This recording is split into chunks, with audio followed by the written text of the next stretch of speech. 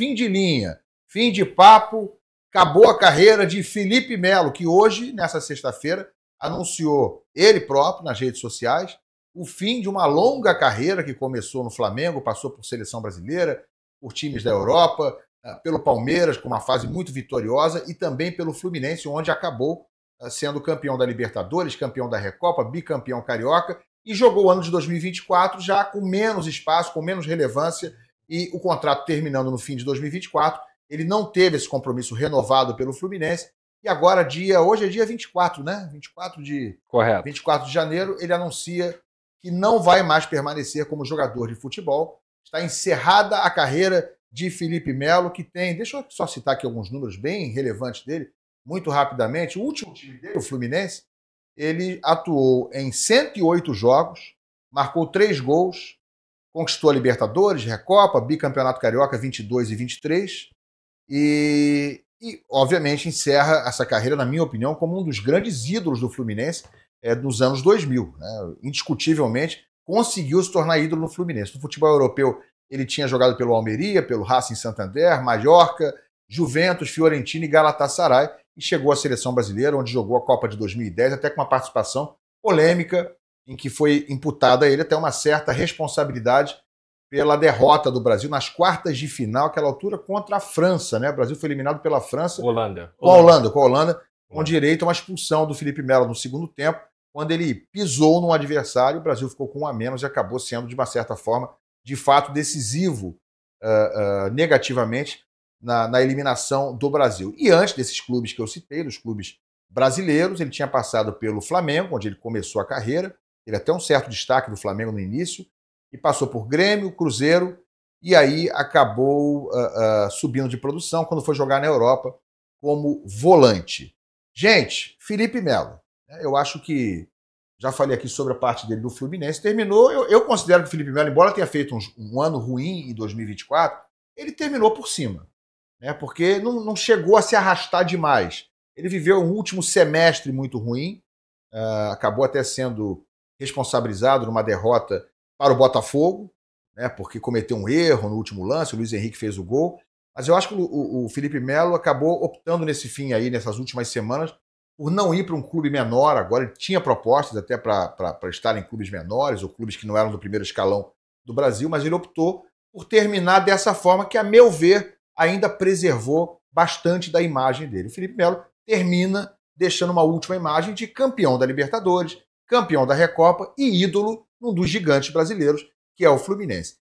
Ressalvas à parte, erros e acertos, e são muitas as ressalvas na carreira do Felipe Melo, inclusive disciplinares, mas ele indiscutivelmente teve muitos acertos também, muitas qualidades, inclusive como um líder que foi no Fluminense, líder positivo, um líder vencedor, que trouxe uma mentalidade muito vencedora para dentro do vestiário, não apenas para campo, mas também para as preleções. Então eu enxergo esse fim de carreira do Felipe Melo como ele conseguindo sair por cima. Pedrosa, Felipe Melo para você. Eu acho que quando a gente pensa na aposentadoria de qualquer jogador, é natural a gente colocar em prateleiras, né? E se eu for lembrar do Felipe Melo daqui a 10 anos, eu vou falar, o Felipe Melo foi um grande jogador. Ele teve uma grande carreira. Ele é um cara que é ídolo no Palmeiras e no Fluminense, que são dois gigantes do futebol brasileiro, um no futebol carioca e o outro no futebol paulista.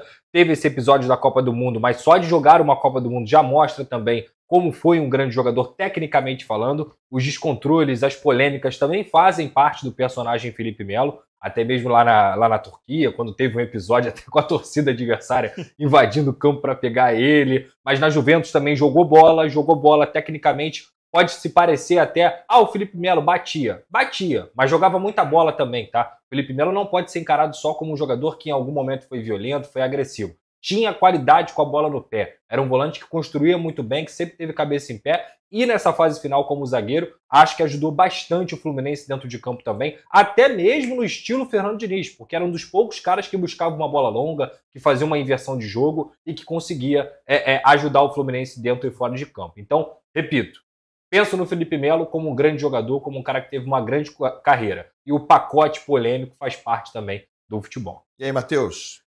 Eu tô em linha com os comentários, né? Tanto seu quanto do. Precisa ser politicamente correto aqui, não, tá? Se achar diferente, pode falar também. O Felipe Melo é muito. é muito polêmico, né? Eu vou olhar agora aqui o chat, eu sei que vai ter gente talvez falando, não é nada disso, não. Cada um tem o ídolo que merece. Eu sei que vai ter essa galera, então pode falar o que você pensa, sem problema nenhum. Assim, eu realmente acho o Felipe Melo muito mais do que só esse jogador que foi taxado como um jogador que bate muito, né? Eu acho ele um grande líder de elenco. Todo clube que ele jogou, ele se transformou num líder de elenco, realmente, né? De fato.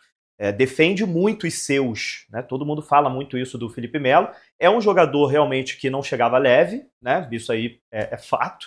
Mas quem consegue chegar no Brasil, depois de uma carreira toda na Europa, ser ídolo do Palmeiras e também ídolo do Fluminense? Não é qualquer um.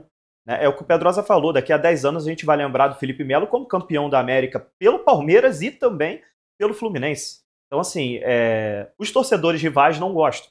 Faz parte. Então, se tu for perguntar para o torcedor lá do Corinthians, ele não vai gostar do Felipe Melo. Se tu perguntar para o torcedor do Botafogo, do Vasco, pode ser que a maioria fale, não, esse aí só batia. Mas o torcedor do Fluminense adora, o torcedor do Palmeiras adora. Então, eu acho que é mais isso, né? O Felipe Melo consegue cativar o torcedor do clube que ele jogou, né? E é o mais importante, na minha opinião.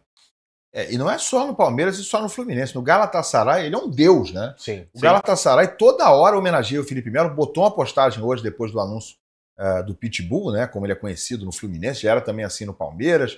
E o impressionante em relação ao fim da carreira dele no Fluminense é que, sinceramente, tinha tudo para dar errado. O Felipe Melo chegou ao Fluminense com 39 anos praticamente, passado rubro-negro, um jogador que era confessadamente torcedor do Flamengo na juventude, começou a carreira no Flamengo, veio do Palmeiras, já meio que em fim de carreira. Salário alto. Sem o Fluminense, sem o Palmeiras querer renovar o contrato dele, salário muito alto, enfim, tinha tudo para dar errado.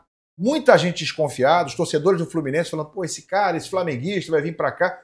Muita gente duvidou, eu inclusive. Eu achei, inclusive, que era um negócio altamente duvidoso. Nunca ninguém duvidou da capacidade técnica do Felipe Melo, né, que dispensa apresentações.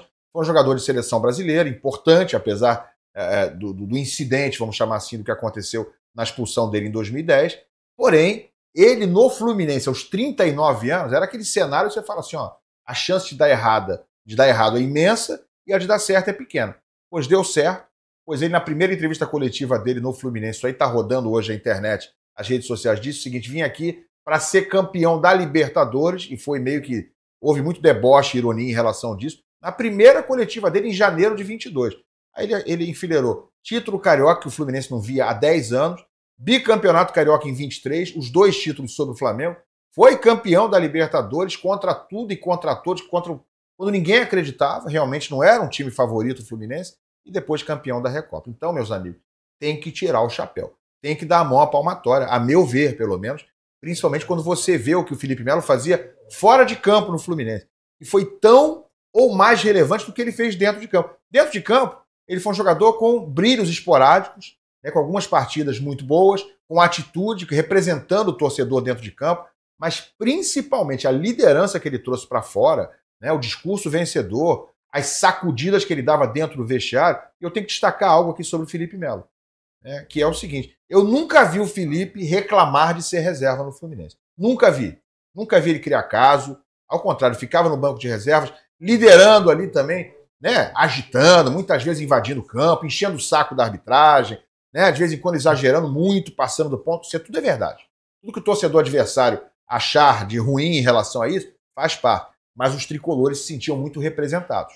Então ele é um cara muito comprometido, que representou, né, que se empenhou demais, e repito, jamais eu vi ele fazer beicinho, cara feia, ou reclamar porque estava na reserva. E ficou muito na reserva no Fluminense. Ficou muito.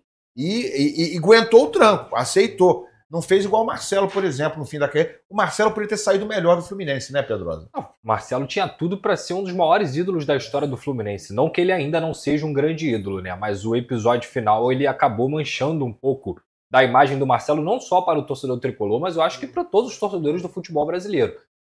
Os episódios fora de campo, até as questões também quando alguém pede para tirar algum tipo de foto, eu sempre fui muito fã do Marcelo. O Marcelo, para mim, é um gênio, falando tecnicamente do trabalho dele, de tudo que ele fez no Real Madrid, de tudo que ele fez com a camisa da seleção brasileira e de tudo que ele fez também pelo Fluminense, porque ele também foi um cara muito importante para essa fase vencedora do Fluminense. Mas a imagem que o Marcelo sai do Fluminense, com certeza deixou um pouco de rusga em muita gente. Olha aqui, bota para mim na tela aí a imagem também nossa com o Gabriel Reis, com o Paparazzo, agora está com a gente aqui ao vivo também. O Gabriel conhece muito bem o Felipe Melo, não só porque o Felipe começou a carreira no Flamengo, mas porque o Paparazzo, em determinado momento da carreira dele, foi assessor do Felipe. Mostra primeiro, antes só de eu perguntar sobre isso pro Gabriel, deixa eu ver o superchat que está aí com a gente. Tem gente que não gosta do Felipe, né? Bem, não, bota aí, pode botar na tela, bota na tela. Porque o Fábio diz o seguinte, ó.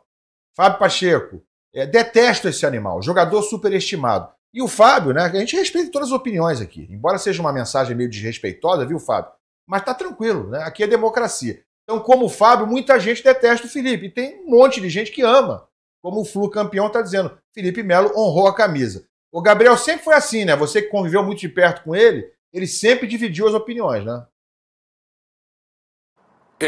Cara, vou dizer para vocês que foi um período difícil de trabalho, porque eu, como assessor de imprensa, era mais para apagar incêndio do que marcar entrevista. Teve situação de confusão em quiosque, de eu ter que correr atrás de falar com alguém para, né, vamos deixa ligar para coleguinha, vamos segurar a onda aí, não publica isso não, e tudo mais. Era um cara esquentado, um cara difícil. É um cara que brigava com os próprios companheiros na época. Ele e o Andrezinho não se falavam. O Felipe Melo, na base, jogou a mochila do Andrezinho com tudo que ele tinha pela janela do ônibus. Então, eles, até o profissional, não se falavam, Andrezinho e Felipe Melo. Então, eu tinha que contornar isso tudo, porque eu era assessor do Andrezinho também. Então, a gente... não é brincadeira não. Assessor do Juan, zagueiro, Andrezinho, Felipe Melo, Liedson... Trabalhei com muita gente, cara. Reinaldo hoje no Maricá, técnico do Maricá, meu amigo, né? Inclusive deve vir aí nos próximos dias. Agora, eu tinha uma surpresa pro Ilan. Tá preparado aí já? Não. Tá preparado aí pro Ilan? Ou não? Dá para chegar aqui? Tem direito à surpresa? Depende. Surpresa é surpresa, não tem como saber o que é, né? Surpresa. Vai. Ó. Aí, é pro Felipe, não é pra mim, né?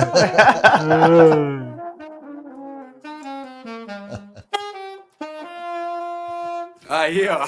É pro Felipe Melo, que diz que virou tricolor, né, o Papa? Que a família dele toda é tricolor, pai, mãe, o tio, o avô, mas aqui foi surpresa pra você. Daqui a pouco tem surpresa pro Pedrosa. Agora aqui também? Pô, perigoso. Também. Quando o assunto for Vasco da Gama, nós vamos tocar o hino do Vasco com o nosso amigo aqui, o Milson do Sax, e na sequência também o Botafogo, depois o Flamengo. Ô, Gabriel, o Pedrosa disse que quando lembrar do Felipe Melo daqui a 10 anos, vai lembrar dele como um grande jogador.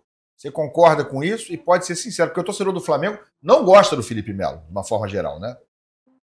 Não, mas o Felipe Melo é um cara que colecionou títulos por onde passou. Isso aí não... É um cara provocador, é um cara que eu acho que ele poderia ter... Cara, ele poderia ter evitado algumas coisas que ele fez, tudo bem, é do marketing, é do jogo, formar aquela rivalidade e tal, mas, um cara que ele era... tem essa história que ele era tricolor. Meu irmão, eu tô te falando que nos meus tempos ele era Flamengo, ele ia para os jogos na arquibancada do Flamengo, ele da concentração do Palmeiras falava... mas ele sempre disse que era Flamengo, Papa. Quem é tricolor é o pai dele. Mas depois o pai dele, quando ele era pequeno, botou a camisa dele, botou a camisa do Fluminense nele. O pai dele sempre falou que ele era Flamengo também. Tudo bem, mas é um cara que sempre provocou o Flamengo, botou pilha e tudo mais. Só que eu não guardo essas conversas, não vou ficar mostrando print, mas, quando ele estava no Palmeiras, que a gente ainda se falava muito, depois ele ficou chateado com algumas coisas que eu entrevistei o Cacau Cota, e o Cacau deu uma porradinha nele, né? Provocou ele, se provocaram. O Cacau utilizou até o meu canal como uma forma de se manifestar contra o Felipe Melo, na situação lá com confusão lá com o Fluminense. O Felipe ficou com raiva de mim. Então o Felipe, eu sei que ele parou de me acompanhar, parou de me responder. Ok, tudo bem, faz parte. Mas eu tinha conversas com ele na época de Palmeiras que ele falava, tô aqui dentro da concentração do Palmeiras, concentrado para jogar pelo Palmeiras, torcendo pelo Flamengo, mandando áudio para mim, porra, Mengão, e o caramba. Então, é um cara que é Flamengo. Agora, ele vestiu o personagem mesmo, o personagem anti-flamenguista, ele viu que funcionou, isso dava, de alguma forma, gerava aí para ele um retorno, né? Criou esse personagem que os torcedores de outros clubes que não gostam do Flamengo vem para cá porque você é esse personagem que acaba trazendo título. Ele é um cara que ele chama título, ele ganhou títulos importantes onde ele Tricampeão da passou. Libertadores. É um Qual jogador é tricampeão é da líder, Libertadores? Quantos jogadores foram tricampeões da seguido, Libertadores? Pelo quase Palmeiras seguido isso Essa foto aí é pesada, então, cara, né? É pesado, é pesado. Então, eu como um cara que eu trabalhei com ele, conheço ele, mas eu sei que ele é Flamengo. Só que ele utilizou, é um personagem. Eu vejo como um personagem, isso aí vai acabar. Um dia ele vai pegar, a não ser que ele vire treinador, não sei o que vai acontecer na carreira dele. Um dia ele pode virar e falar, não, a gente tava brincando, era meu jeito de lidar com isso, mas eu sei. Eu, porque, pô, trabalhei com o cara e conversava com o cara depois de amizade, o cara dentro da concentração dos outros times torcendo pro Flamengo. Então isso era normal. Como o Emerson Sheik teve aquela situação também no ônibus e tal. Então tem jogadores que torcem para outros times e acabam tendo que depois virar outros personagens. O Sheik, que é meu parceiro também, gente boa. O Sheik, ele, cara, gosta muito do Flamengo. Acho que ele tem um carinho pelo Corinthians também. Mas é um cara que onde ele passa, ele tenta fazer esse personagem aí também, para cativar o torcedor. É normal.